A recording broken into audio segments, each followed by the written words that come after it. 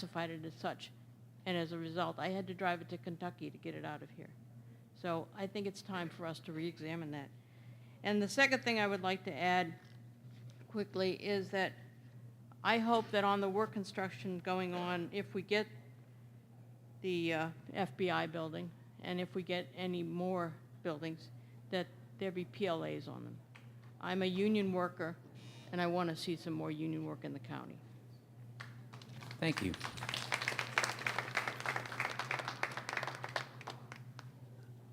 Up next is Alicia Parvati and Dr. Talani Colazo. Good evening. Good evening. My name is Alicia Parvati, and I'm from Beltsville, 21st District, and I've been in this place for the last 20 years. Things are really moving great under your leadership. So I've seen a little bit disturbance during night, especially the Fridays and Saturday night, in Beltsville, where I live, Lincoln Colony. Almost there is a fight almost every Friday night. I have 3 girls, and I called the police officers, but no response. So I'm really concerned about this because I have not seen these kind of things in the past 20 years. So therefore, this is my, but things are really, good otherwise. And a little bit about the bulk trash. So thank you so much.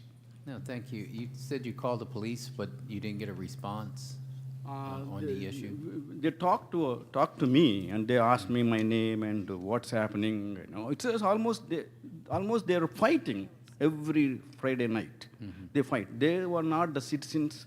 They don't stay in Beltsville. They come from somewhere else. It's next to. Even there is damage for my property, mm-hmm. and nobody takes response, and they write all bad stuff on my. So it's not a good kind of thing. I want somebody to look into this, and so that's what I want to. We can make sure. Thank you so much. Nick, if we can have somebody talk to him. Thank you.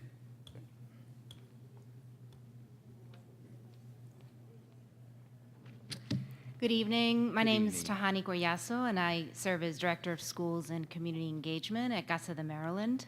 It's good to be here. So I'm here to talk about community schools, and that's a model that, as you well know, emphasizes a holistic approach to educating students by meeting their education, social, physical, and emotional and health needs, and by creating schools that are hubs of activity, not only for the students, but their parents and community members. Community schools strengthen the life of the neighborhood and ultimately ensure a stable and desirable learning and living environment for all community members. And we're talking about building on the integrated service model of the Transforming Neighborhoods Initiative. Community schools have been particularly effective at meeting student, family, and community needs across the country, and there's extensive research that backs that up.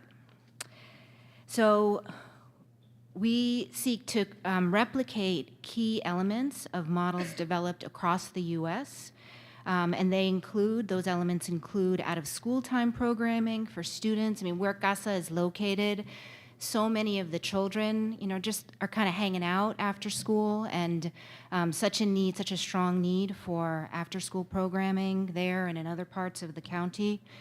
Health services and wellness programs for students and families, family engagement and support services, academic supports for students, social and cultural enrichment, adult education and family community engagement, programs that build the capacity of adults and students to share responsibility for leadership and decision-making. We're looking at community schools that incorporate all of these elements.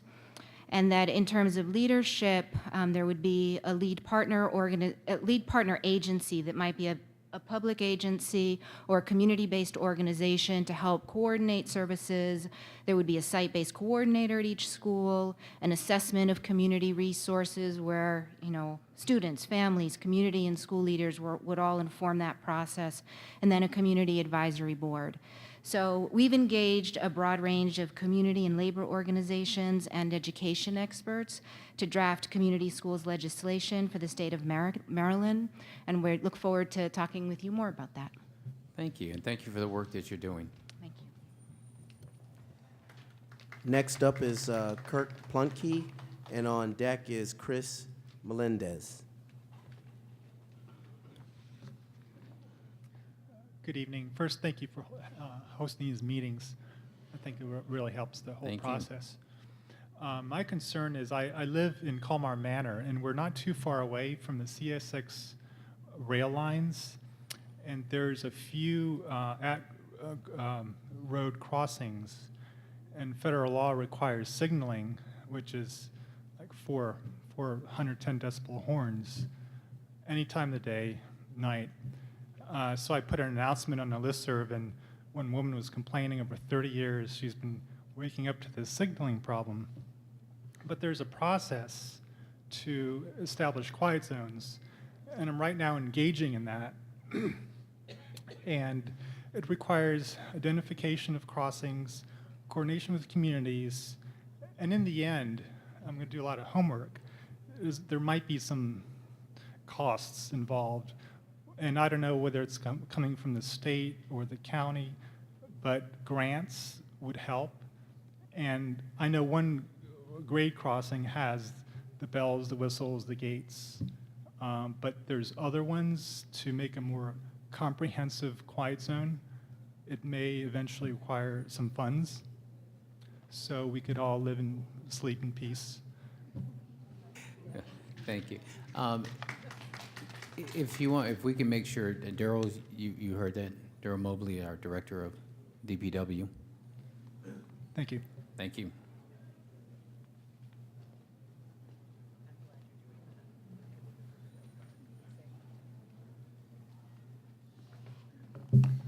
Hello, my name is Chris Melendez, and I'm a resident of Bladensburg. And I'm here to express that as a resident living along the Route 1 corridor, that we would hope that the county would take full advantage of what is happening in tech development within the county along the Route 1 corridor. You may be aware that in the last 2 weeks, the University of Maryland received its largest single donor grant of $31 million to build a new computer center with the possibility of the FBI locating and all of the other security industries and tech industries that are developing within the county, as well as we have affordable housing. We have the need for transportation along the Route 1 corridor and sustainable economic development. So I know that there is focus in the TNI concerning our neighborhoods, but we would really ask that you all concentrate your focus on this particular area in development and take full advantage of that in infrastructure building for our residents related to transportation, housing, small business development, our schools for adults and children to be ready for the swiftly advancing tech developments that are happening in our county, to be ready for that because of what's being located, as well as the potential of being a commuter county to the DC area, because this area is so close, and for the Port Towns area, it would be great if we could have adequate public transportation for folks that might be commuting back and forth from DC all the way up to the NSA. So the other is a focus on sustainable, community, family-oriented businesses, and not on those that are not going to be giving back to the community, okay? And that Parks and Planning would adhere to the sector plans, you know, when coming to considering specific site plans that are submitted by developers, okay?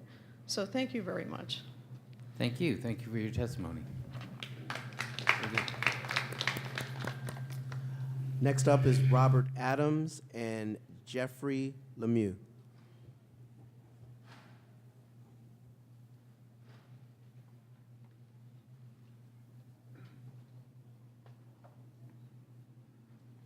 How's it going? My name is Robert Adams. See you. And you know, you had all the agencies here, but I didn't see anybody from education. You know, that's like the main thing in my mind, especially as we move into these new Common Core standards. Long story short, I don't think enough is being done to bring the parents along. And this whole new thing that's taking place. I'm the PTA president over at Capitol Heights. We just had our first PTA meeting, and that was the main issue. You know, what's going on?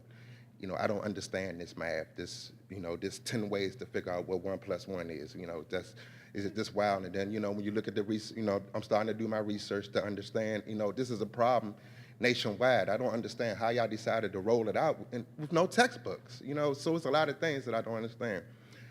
Another issue that I had is the day of the water main break. My daughter's school is one of the schools that was affected. We didn't get water on that day when we were told that we were supposed to be getting water.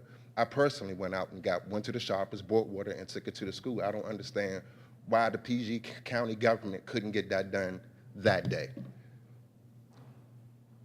On a statewide issue, something that just kind of popped in my mind today as I was sitting there thinking, I would like to see legislation on labeling of the genetically modified foods in our state.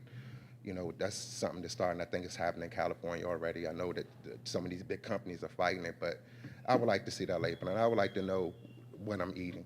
I think that's basically all I have for this evening. Thank you very much. And I don't know if he's here, but we can make sure Christian Rhodes from my office is our education liaison, and we'll make sure he gets that information. And on the legislation, my colleagues to the left and right were writing that down. Thank you. Hi, I'm Jeff Lemieux from Greenbelt, longtime Greenbelt resident, and I'm on the advisory planning board there in Greenbelt, and I'm the reluctant co-chair of the new Washington Area Bicyclist Association Prince George's County Advocacy Group. Sorry. No, very, very good. Reluctant co-chair. I wanted to talk a little bit. Great event, a great organization. I'd like to talk a little bit about economic development, really, and transportation. You know, we talk a good talk now in Maryland about bike transportation, but I don't think we're really walking the walk. You know, here in northern Prince George's County, we have a phenomenally great trail system. It extends all the way from the DC line. It's going to go through to DC soon. It extends all the way out. It's going to extend all the way out to Beltsville. But it's not even mentioned in our Department of Public Works Transportation Guide, even though hundreds of us, maybe 1,000, you know, we use these trails to get to work. So it's a transportation corridor. It takes cars off the road, it frees up a seat on the metro, so it should be part of this.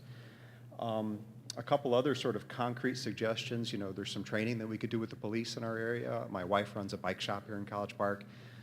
They've had some incidents with police sort of not knowing the law too well as far as when you have, you know, you should be on the road and so on, and we've talked about that.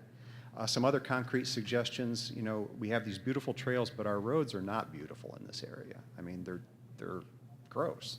And you have these really wide, super wide roads, and every time a new development comes in, it seems like they add another turn lane or another lane. And what we really want, and what we've been saying in these visioning sessions and planning sessions, is, you know, we want trees, we want bike lanes, we want sidewalks, we want nice bus stops. Is there a particular road that you could use as an example? Route 1 between Greenbelt Road and the Beltway would be a good place to start. Route 193 between Route 1 and NASA. Those are just, you know, they're like almost miniature highways, and as opposed to being, you know, community roads. And what bike people need is roads that are, you know, safe to ride on, whether there's a bike lane or just a traffic calming with lower speeds. And then that the highways are separate. You want to go fast, you go out on the highway. So those are the kinds of things we're trying to get as streetscape improvements. Some other concrete suggestions, it's been brought to our attention that zoning is going to be on your agenda, possibly to redo the zoning laws. in Greenbelt, we have a lot of empty roadways where the roads just have more capacity than we need, and we've got a lot of empty parking lots. Some of that space could be repurposed. We could put in a bike lane without slowing down traffic probably very much. We could, put a soccer field where there's, currently a empty parking lot behind the mall. So those sorts of things. Police training, emphasis on getting around by bike, as well as, on foot and bus stops as part of transportation, not just in a car, and zoning changes that can improve the streetscape. And I think that would really help economic development. Okay. Thanks. Thank you very much. I'm sure Daryl Mobley's standing right behind you. He's itching to talk to you. Okay. And we'll talk to the police chief about the training. Sure he'll be. Next up is Robin Allen, and on deck is Darla Hines.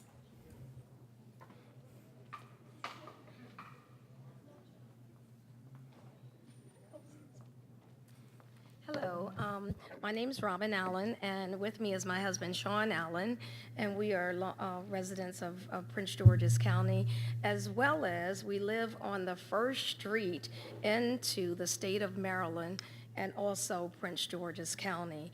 And oftentimes, we deal, because we're a borderline community, with issues, criminal issues that flow from the district into the state of Maryland. And as you know, Chief Lanier has several tag readers, cameras in high crime areas or areas on in certain locations. This is a request so that you can hear from the citizens, as we've talked to Chief McGaw, that we're asking for just a simple tag reader or license plate reader to identify if there's criminal activity or, stolen vehicles that are coming into the county or leaving the county. Being right on the borderline county area, our cars are stolen. Citizens can't go to work when they come out and they recognize that their cars are stolen. We have gangs that come over to take our vehicles. I think that this could be one of the very small things that could help with crime prevention. And I understand there's rights of privacy, et cetera, but I think that we should have an open dialogue and at least to discuss what is the cost, what are some of the benefits. Secondly, I would like to say that I think the leaf removal and the lack of leaf removal has not worked in the county because we have a high multi-family residence that is intended for single families. So they're rental properties, and it's the burden on the homeowner to help with the leaf removal on the street.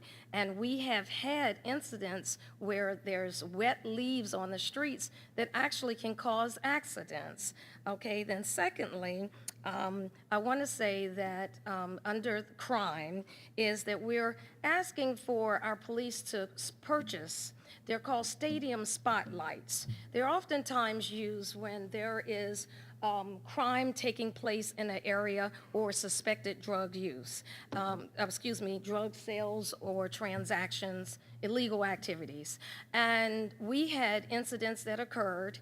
They put a spotlight, I think the police borrowed it from Public Works, and they just put a spotlight there.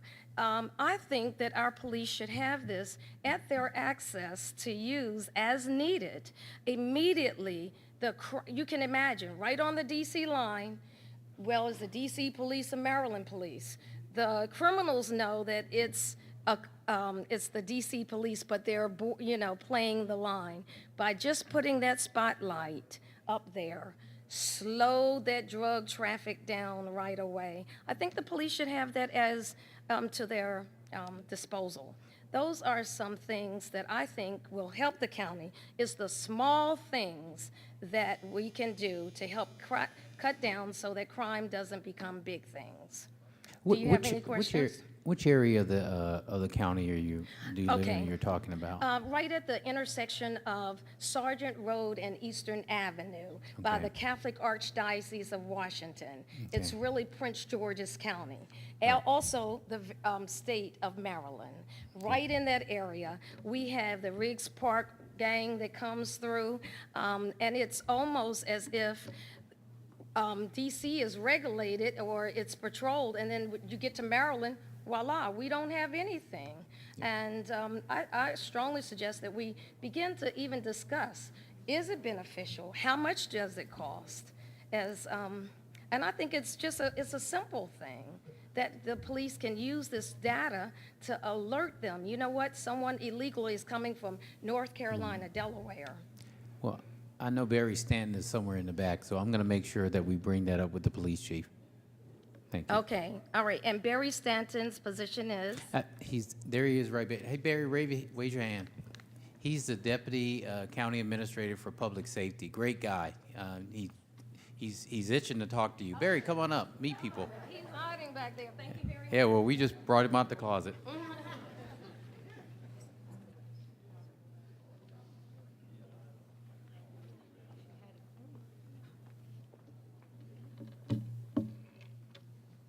Good evening. It's a pleasure to be here with such luminaries in front of me, behind me, all around. I truly am impressed to be here, and I would like to speak on behalf of people who are not luminaries. I can say to you, I am just a teacher. I have been just a teacher my entire life. There are approximately 10,000 such in this county. We work very hard. We truly work harder than any of you probably realize. I arrived at school at 7 this morning. You will note that I am still here and mostly, ambulatory. There was an article in yesterday's Washington Post which had a number of omissions, obfuscations, and the like that I would like to make clear. I know for a fact that you, Mr. Baker, and Miss Ivy are definitely friends of education, and you've all visited the PGCEA. Okay. At our last meeting, I delivered a petition which was signed by every teacher at Northwestern High School. It was signed by the vast majority of people at the PGCEA Center. The only reason that all of them didn't sign it was I was unable to get there any earlier than that. Can you guess which issue I have in mind? Well, I'll help you. You don't even have to guess. I don't want to embarrass anyone. During all my years, okay, technologically, Prince George's County has moved steadily forward until this summer. We came back, our printers are gone. Not a big deal? No? You're not feeling my pain? Let me try this. Okay, 9 copier machines in the entire school here. We have approximately 160 teachers. So every 19 and a half, I'm sorry to call somebody a half a teacher, they're there without it. What do we use these things for? We print lesson plans. We're asked to individualize things. How can we do that? I mean, we're not Supermen. Okay, to walk down there to any place, it will take 3 minutes to get there. Lead time, the minimum amount of time you will spend in any time there is 10 minutes. 10 minutes, by the way, there are other 20 teachers geared up and you'd better move it.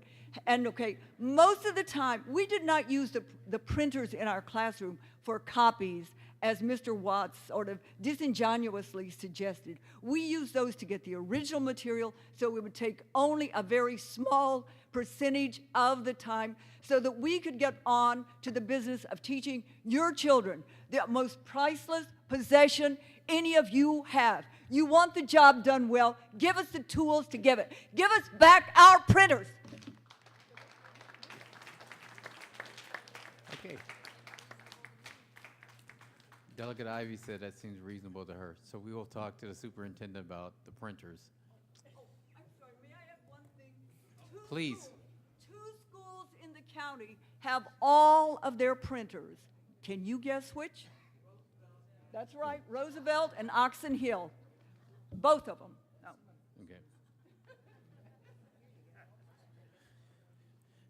Up next is Kathy Kelleher, and Thank you, Sheila. On deck is Melinda Mora. Hi, good evening. My name is Kathy Kelleher. I am a lifelong PG County resident, product of the school system. And I currently live in Riverdale Park, and I'm actually part of a parish in Langley Park. And tonight, I'm here because I'm part of a group called United for the Common Good, which is a faith-based organization that's especially concerned about the needs of the economically vulnerable, particularly in our county. So we are super excited about the Purple Line coming through the Purple Line corridor because it provides such needed transportation options for a lot of low-income folks. But we're extremely concerned about displacement. Currently, our goal is to really attend to the needs of people who often are not going to show up at meetings like this, who live from paycheck to paycheck and then not even very successfully. For them, this new transit is going to be a godsend, but not if they can't afford to stay there. So I'm speaking tonight to just really encourage us to keep as a core value the preservation of culturally and economically diverse county. To really make it a livable county for people with a lot of money and people with a little money.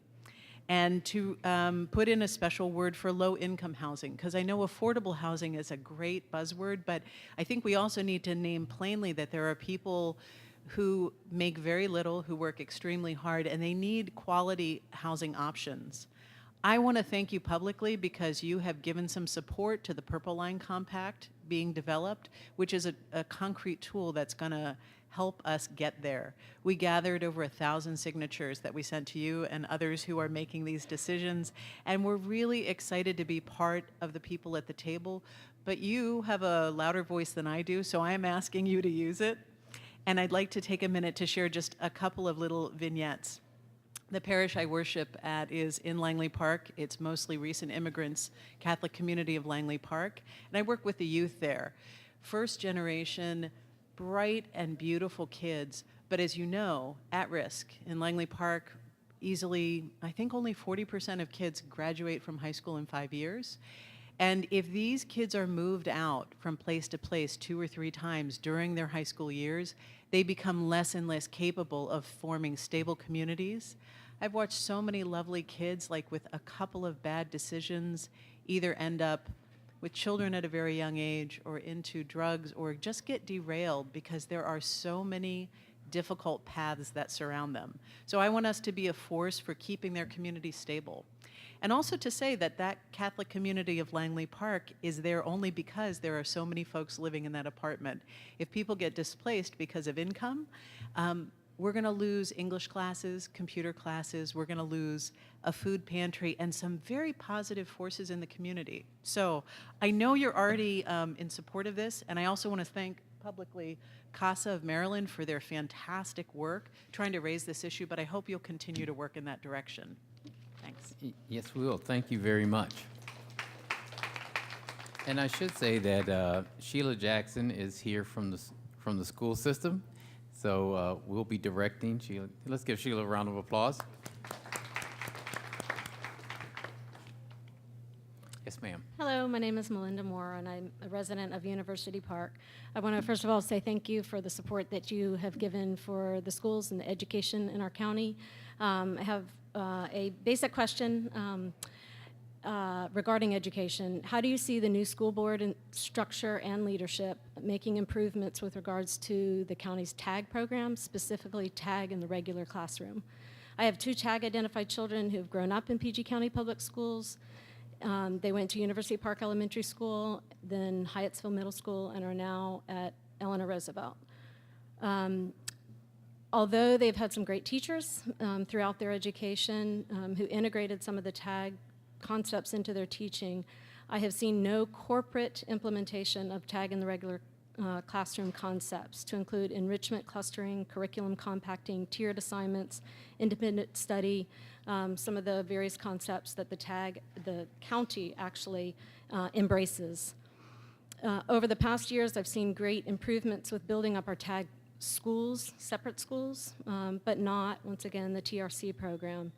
Rather, I continue to see the TRC programs implemented at the complete discretion of the principals and the teachers, some of whom are resistant to the county's TRC recommendations or lack the proper training and materials to implement those concepts. As the previous speaker spoke about the benefits of community schools, completely agree, but I believe the focus on these separate tag schools has actually detracted from the focus on the TRCs within our community schools, building those community schools up. I personally have seen friend after friend, unfortunately, move their children into private schools or out of the county completely because their children's needs are not being met. So I hope that the current school board and leadership will reinstitute a focus on the tag in the regular classroom, requiring standards, and hold the community schools accountable for meeting tag requirements for the children so they can remain in their community schools. Thank you. I can tell you that we're working with the school system as part of the issues that we're bringing up, and it'd be great if we can, I saw you reading from your testimony, if it's possible for us to get a copy of that, that'd be great. It's scribble scratch, Well, if so you I can email. I got Great. Christian Rhodes' email, There and I you can go. follow up with him. Yeah, because part of what we're doing with the Dr. Maxwell and with the Dr. Segun Eubanks and Christian's, our education liaison, is really just coming together as a government as a whole to deal with issues of education in here. And Delegate Ivy and I were talking about, we both had, I had one child that was in the tag program. I don't know how many, she had 5.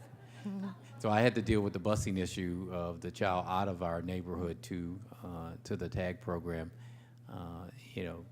Just once, she had to deal with it several times.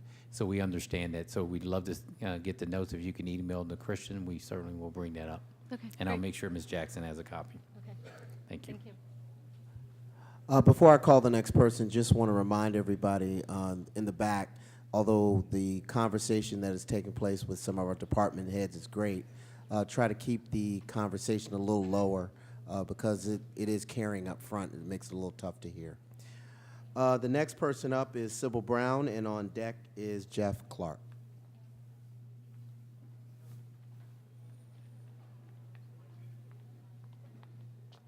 Hi, good evening. My name is Sibylle Brown. I live in Cottage City. I'm a caregiver for my mother. I'm a veteran. I quit my job from the federal government 2.5 years ago to take care of her. She was in North Carolina, but in the assisted living, the care that, or lack of care that she received made me quit my job. But I just attended a caregiver conference given last week, and 43 million caregivers are out there, and 49, age 49 and above, and even a third of those are caring for their grandkids, 18. So I'm trying to see if any way we can get additional resources available. I had called a couple of months ago for respite. They was out of money, but the fiscal year is here now. But with all the money being made at the casinos, anyway, PG County can tap into some of that and send it our way. And also, Ms. Grant didn't send you up here to testify, did she? No, she did not. Aging in place, of course, is better for our seniors to reside at their residence as long as possible. But is there any way we can get additional funding? The ones that are trying to live independently, they're not able to afford to get the help they need to keep the house up to date and, get the help that they need without having to go into a home. And also with the grandparents, the grand foster parents that are taking care of our young people, is there any kind of way we can get additional funding for them? Like once school is out, of course, some of the people get their nutritional meals while they're at school. Any kind of program we can implement. I know summer camps are very expensive for families that have 2 or 3 kids at $100 per child. That's not affordable. So anything we can do to help our youth and help our seniors, I appreciate it, sir. Well, thank you very much, and thank you for the work you're doing. And certainly, I know Ms. Grant and Ms. Brown are kindred spirits, and Miss Francis, if she was here, she would be the same. So we will look into that. Thank you, sir. Hello. Thank you for the opportunity. My name is Jeffrey Clarke. I live in Brentwood, Maryland. I have a concern about some of the issues with the county webpage, and it's something I've been thinking about for several years. The Boards and Commissions page has many boards where you would go to that row and you click on it, and it brings you to all the information about that board or commission. It would have all the members. Like one example might be the Redevelopment Authority, so you would be able to see all the members and their schedule, their agendas, their minutes, and so forth, and then all of what their program entails. And then the other group that Peter Shapiro had chaired, that was another good example of a way a board and commission could be fully transparent. So what I'm hoping is that you could have all of the boards and commissions each be set up in that way, so that you would see an aging group or whatever it is, and you could click on it, and then many of the people here might want to participate in what these groups do or even be appointed. But if it's just one line and it's not a link to a page that describes all of what it does, their meeting schedules, their minutes and their agendas and so forth, and, even the terms, if you see that somebody's term has expired, maybe many of the people here might be interested in being appointed to those various boards and commissions. So that would be a way, I guess, with your IT department working with all of those groups to gather all that information. You could also add their charter as well as the county law that created that particular group. So that I think would help. And then, with that, you might even enhance or review the description of the appointment process for all of those different appointed, commissions. The last thing I had was to talk about the police department. The dispatch line, the 352-1200, is one that many of the municipalities use, and we encourage people to call there if it's not an emergency. But if somebody calls there and then they get frustrated if there's no pickup. So if that could be changed to, like, after 10 rings, go to a voicemail and encourage them to call back or be able to leave a message, then that would make that county dispatch line much more usable. But also to maybe switch the home invasion or home break-in category to not be in the 911 don't section, so that could help for, just so people would know when they can, call 911 or call the dispatch line. So thank you. Thank you, and we'll look into those, and Barry will look into the, Brian, if you could talk to him about the dispatch, and Barry will look into the great suggestions on the webpage. Our last two speakers, Virginia Lockmuller, and on deck is Ruby Burke.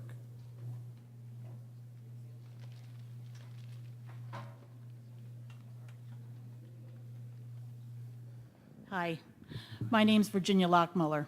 My husband and I, almost 30 years ago, got stuck in Prince George's County.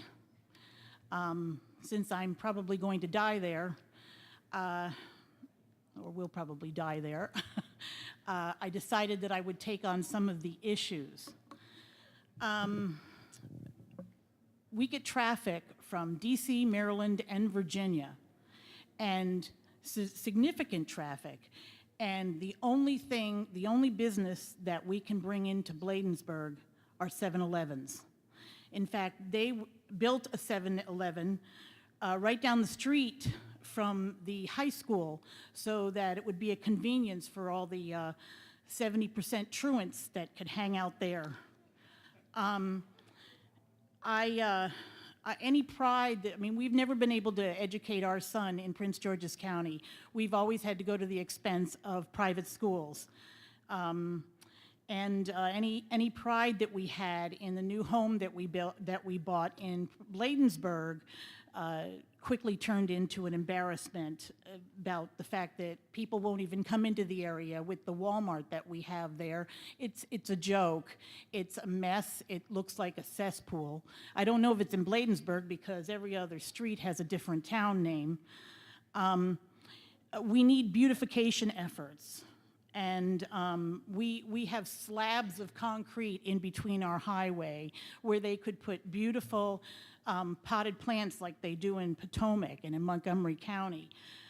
Most people complain that small businesses are forced out with Walmart, but they haven't seemed to be able to force the small businesses out of our neighborhood. Anyway, wonderful things are being done to some of the ugliest areas in DC. Southeast, some of the ugliest areas. So I was wondering if maybe you could talk to Marion Barry or Mayor Gray. They probably are in need of a job right now. They might be looking soon. So maybe you could talk to them and ask them if they could come into our neighborhood and bring some development into Bladensburg. Thank you very much.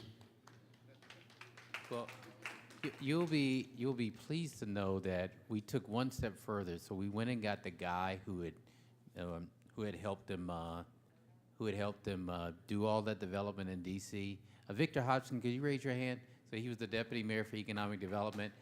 So this young lady would like us to do the same. So we went and stole him. We were mind reading. We got you. They go to every other area but Bladensburg. Bladensburg is a forgotten town. Not anymore. You just put it back on the map. All right, Bladensburg. Victor, I'll see you there, man. he's going to see you there. Thank you.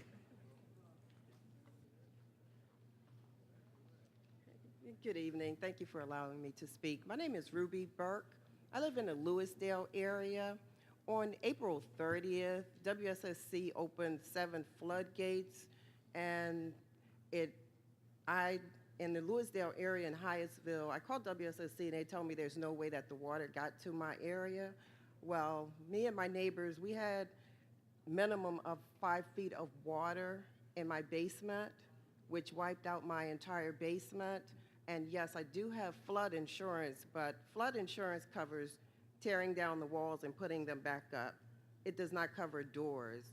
You promote purchasing a home in PG County, taking care of the elderly. Well, and I take care of my 83-year-old father, and in order for him to stay with me and my children, the basement is an apartment, and that was mine, and everything I owned was gone. I've been calling.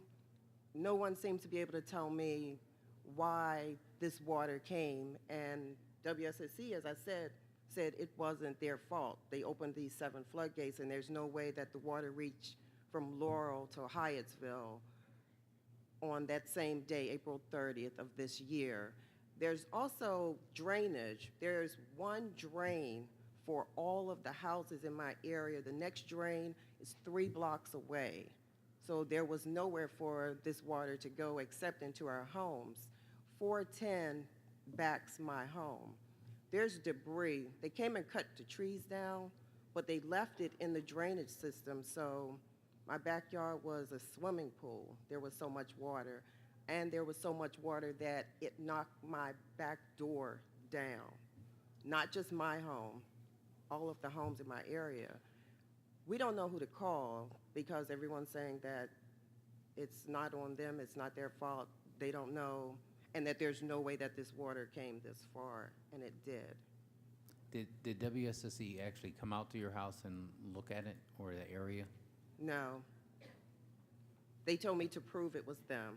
I did file a claim, and they told me to prove it, that it was them. I'm going to direct you, ma'am, to Larry Kaufman, over our Deputy Director for DER. He'd be glad to help. Okay, thank you. With that, I want to thank everyone for coming out. Thank you so much. Ms. Williams, I'd like to see you. And as you're leaving, don't forget, you can get up and leave, but just to remind you that, again, there'll be another session on Thursday, October 9th at Oxon Hill High School, also starting at 6 o'clock with an open house and 7 o'clock for the actual listening session. And then on October 16th will be Central County, Thursday, October 16th at Charles Flowers High School. Thank you very much for coming out. Enjoy the rest of your evening and travel home safely.